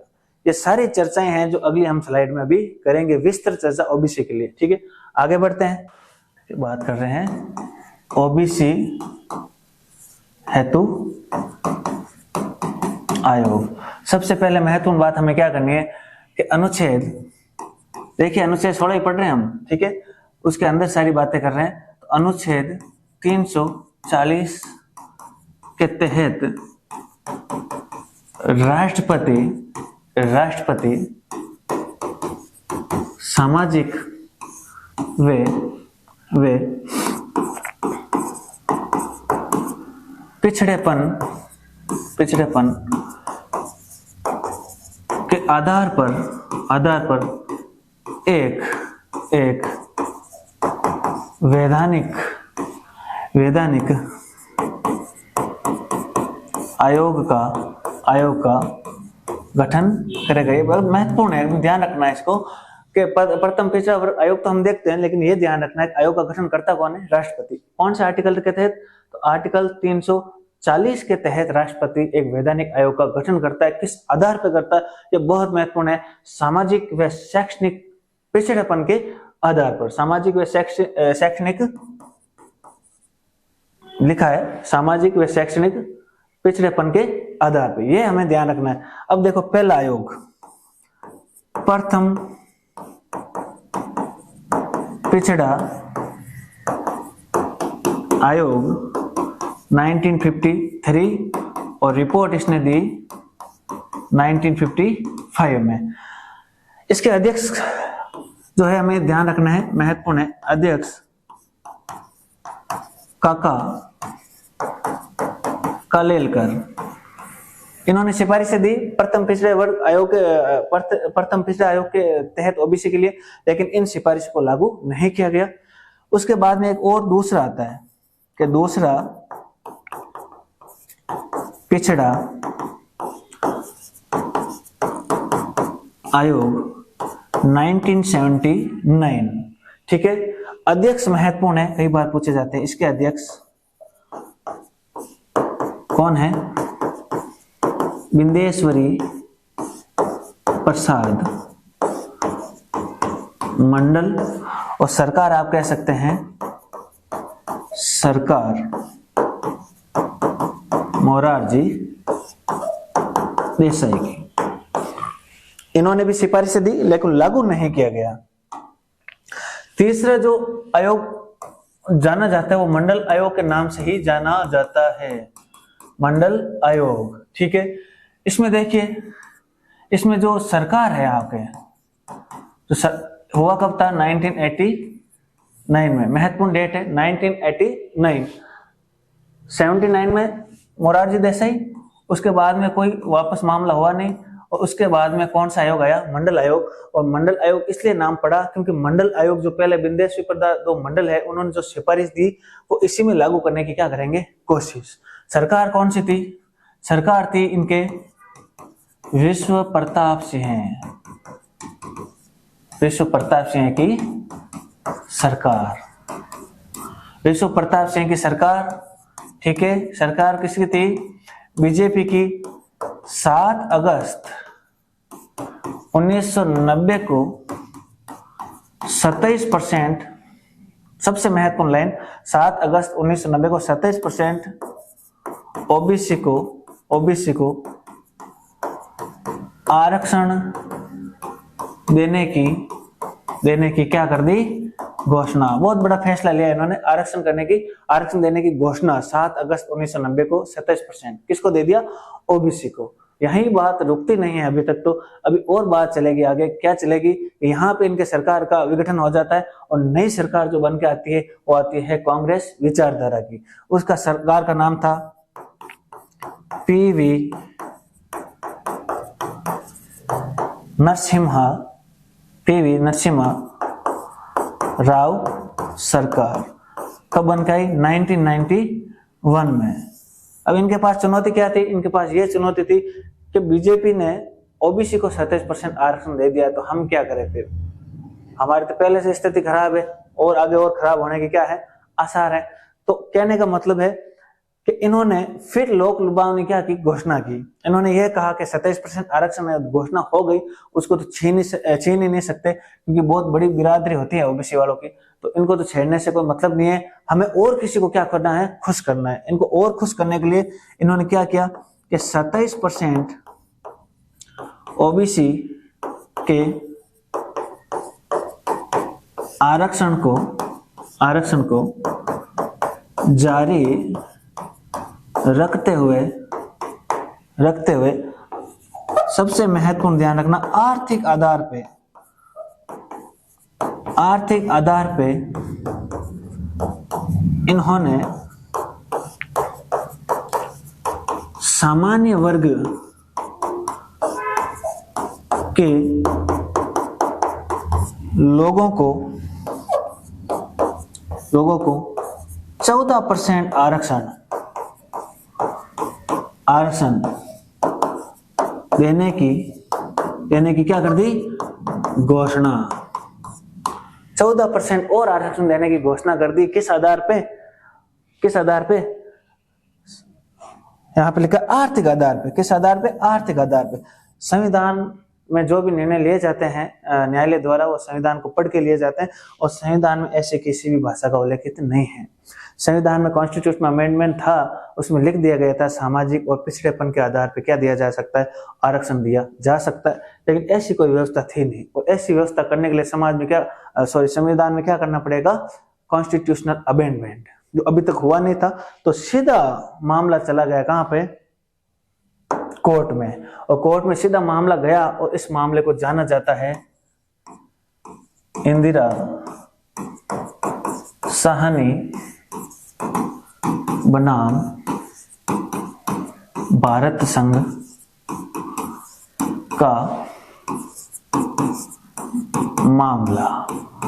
डेट याद रखनी है, 16 नवंबर 1992। इसमें क्या प्रावधान दिए, देखिए क्या तथ्य दिए कोर्ट ने। इन्होंने कहा है कि सामाजिक व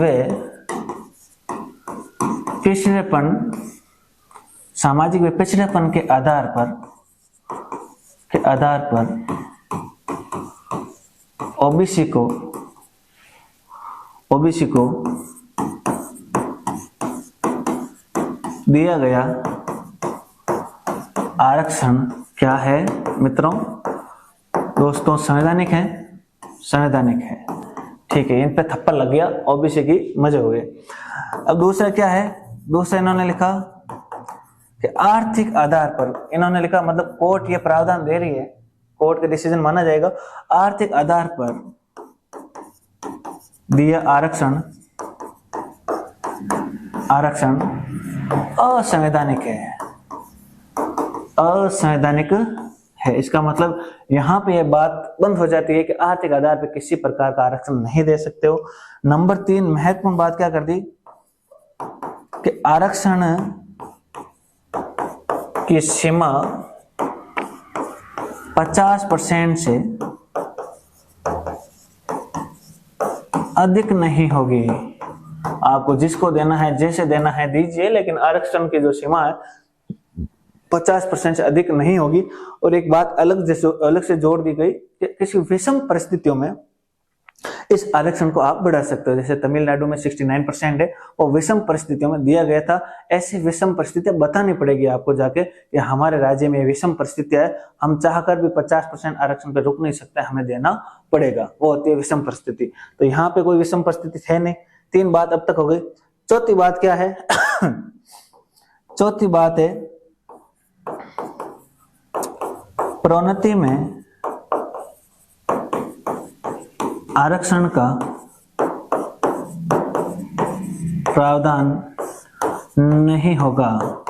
ये हम बात कर रहे हैं ओबीसी की, और ओबीसी के लिए प्रोन्नति में कोई आरक्षण नहीं है। अनुसूचित जाति और जनजाति के लिए तो क्या है, प्रोन्नति में आरक्षण है। और लास्ट बात इन्होंने क्या कही? लास्ट बात इन्होंने ये कही किसमें, अपने इंदिरा साहनी बनाम भारत संघ के मामले में, के ओबीसी को, अन्य पिछड़ी जातियों को, ओबीसी को क्रीमीलेस के मामले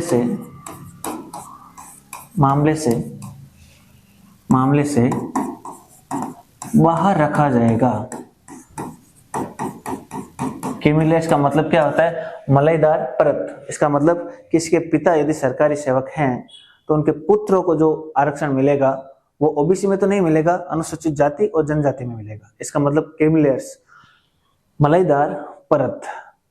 यदि पिता को आरक्षण प्राप्त है हर जगह और उसके बेटे को भी प्राप्त है, इसका मतलब ये बात करें अनुसूचित जाति और जनजाति को, इसका मतलब वो क्रीमीलेस की श्रेणी में आते हैं।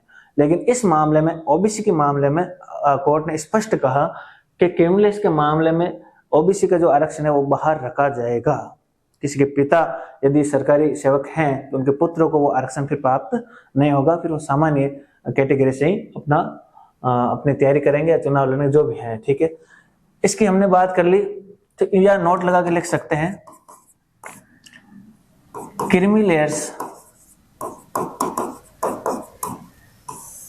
क्रीमीलेस का प्रावधान एससी एसटी के लिए क्या है, लागू है। एक और नोट लगा के आपको ध्यान रखना है कि 69% तमिलनाडु में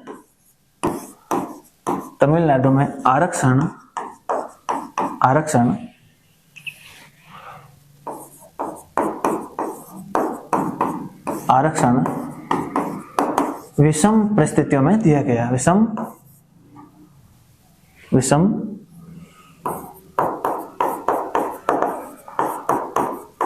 परिस्थितियों में दिया गया। देखिए, अनुसूचित जाति और जनजाति को आरक्षण दिया तो वोट खड़े हुए ओबीसी वाले, और ओबीसी वालों को आरक्षण दिया तो फिर से जनरल वाले बचे हैं, अब तो उनको भी कुछ ना कुछ आरक्षण दिया जाना चाहिए। तो फिर से मांगे हुई, आंदोलन हुए, खूब सारी चीजें हुई। और एक और अपने इसी में याद कर लेते हैं कि 103वां संविधान संशोधन, जो विधेयक कौन सा था? जो विधेयक था 124वां। ठीक है, विधेयक किसे कहते हैं कि कोई भी कानून बनने से पहले क्या कहलाता है? विधेयक कहलाता है। या कोई भी कानून बनने से पहले बिल कहलाता है, विधेयक कहलाता है। तो 124वां संविधान संशोधन विधेयक था। और कॉन्स्टिट्यूशनल अमेंडमेंट, संविधान में संशोधन कौन सा था? 103वां। इसमें क्या लिखा कि संविधान में पहले तो हुआ संशोधन, बाद में अधिकार दे दिया कि सामान्य या सवर्ण जातियों को जातियों को आर्थिक आधार पर 10% आरक्षण का क्या है, प्रावधान है। कहाँ जोड़ा गया? 16(6) में। यह भी ध्यान रखना है कि 16(6) में ये आर्टिकल जोड़ा गया था। अब तक देखो विस्तृत हमने चर्चा कर ली रिजर्वेशन को लेके, ST SC के रिजर्वेशन को लेके, OBC के गठित आयोग को लेके, एकदम फास्ट एकदम